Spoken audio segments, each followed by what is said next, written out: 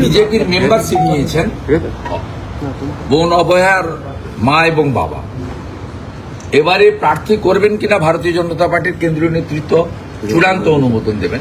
আমাদের যে বক্তব্য রাখার, আমি রাজ্য সভাপতি শ্রমিক ভট্টাচার্য, সুকান্ত মজুমদার কেন্দ্রীয় মন্ত্রী সহ আমাদের সংগঠনের যারা আছেন, অমিতাভ বসু, আমরা আমাদের ওপিনিয়ন আভ্যন্তরীণভাবে দিয়েছি, এটা সংবাদ মাধ্যমে দেওয়া যায় না।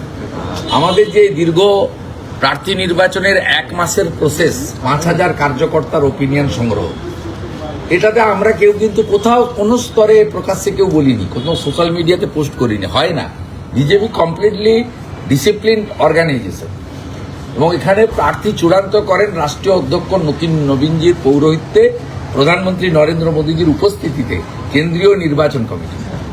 অর্থাৎ প্রার্থী নির্বাচনের ব্যাপারটা আমাদের এখনো 38টা আসন ঘোষণা হয়নি। আমি আশা করছি, আমার সঙ্গে সুনীলজির কথা হয়েছে যে অতি সত্বর ঘোষণা হবে, কারণ এই 38টার মধ্যে বহু আসন রয়েছে যেগুলো খুব সম্ভাবনাময় আসন, বিজেপির দুর্গ। আর সেকেন্ডলি হচ্ছে আমাদের যেটা আপনি প্রশ্ন করেছেন তার উত্তর হলো বিজেপির পরম প্রার্থী অভয়ার বাবা মা ভারতীয় জনতা পার্টির প্রাথমিক সদস্যতা পদ তারা অনলাইনে নিয়েছেন 2 দিন আগে। এটুকু আমি বলতে পারি, তারা বিজেপি পরিবারে সামিল হয়েছেন। একটা আইনি জটিলতার কথা শোনা যাচ্ছে ওনার প্রার্থী হওয়ার ক্ষেত্রে, মানে আমি এগুলো জানি না। ব্যবহার করা হচ্ছে, আমি পোস্ট করেছি, করতে পারেন না।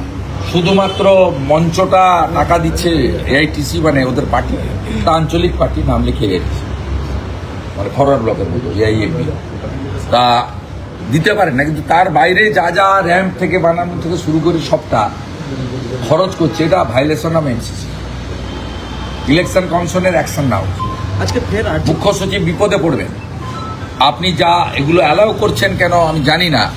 আপনার উচিত সিও বা রাজ্যের অবজারভার সুব্রত গুপ্ত এদের সঙ্গে পরামর্শ করা। চিনিঘাটা মেট্রো মামলায় আবার রাজ্যকে ধমক দিয়েছে। স্বাভাবিক, এইভাবে ডেভেলপমেন্ট আটকানো যায় না। এর আগে একটা থাপ্পড় খেয়েছে জাতীয় সুরক্ষার প্রশ্নে, সীমান্তে জমি দেওয়ার প্রশ্নে, আজকে আরেকটা থাপ্পড় খেয়েছে। এইরকম থাপ্পড় খেতে খেতে যাবেন।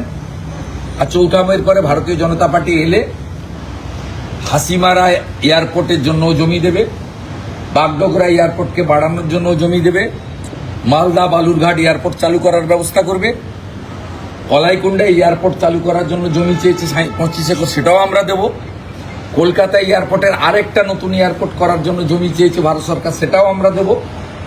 61টা হিলি বালুরঘাট থেকে, পাঁশকুড়া থেকে ইড়পালা হয়ে ঘাটাল পর্যন্ত, আমাদের নন্দকুমার থেকে ময়না হয়ে বলাইপন্ডা পর্যন্ত, আমাদের জলঙ্গি, ডোমকল, রানীনগরের রেলপথ থেকে শুরু করে 61টা রেলপথের যে জমি আটকে রেখেছে এই তৃণমূল কংগ্রেস সরকার, আমরা 60 দিনের মধ্যে সরকার হওয়ার জমি রেলকে দেব, বন্দরকে দেব, জাতীয় সড়ককে দেব, এবং ডিপসি পোর্টের জন্য যেখানে যেখানে বন্দর, কুলপি ডিপসি পোর্ট সহ যেখানে যেখানে বন্দর করার জন্য পেন্ডিং ফেলে রেখেছে এই নেগেটিভ সরকার, নো সরকার। শুধু জনগণকে বলবো, no vote to Mamata, vote for BJP করুন।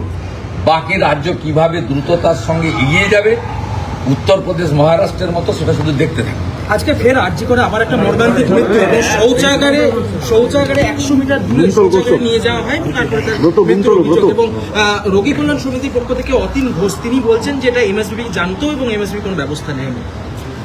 একে অপরের ঘাড়ে দোষ চাপানো, যেমন বিনীত গোয়েলরা অপকর্ম করেছে, সঞ্জয়ের ঘাড়ে দোষ চাপিয়েছে, সন্দীপ ঘোষরা অপকর্ম করেছে, অন্য লোকের ঘাড়ে দোষ চাপিয়েছে। এত বরাবর এই জিনিসই এই সরকার করে। সব দোষের মূলে একজন 15 বছর ধরে স্বাস্থ্য এবং পুলিশ মন্ত্রী থাকা রাজ্যের মুখ্যমন্ত্রী মমতা ব্যানার্জি, যে গুরুদায়িত্ব আমি 21শে নন্দীগ্রামে পালন করেছি, সেই গুরুদায়িত্ব আমি ভবানীপুরে এবারে পালন করব। একে হারিয়ে দেন, একে প্রাক্তন না করলে এরকম ঘটনা প্রত্যেক দিন ঘটবে, একবার নয় 5 বার ঘটবে।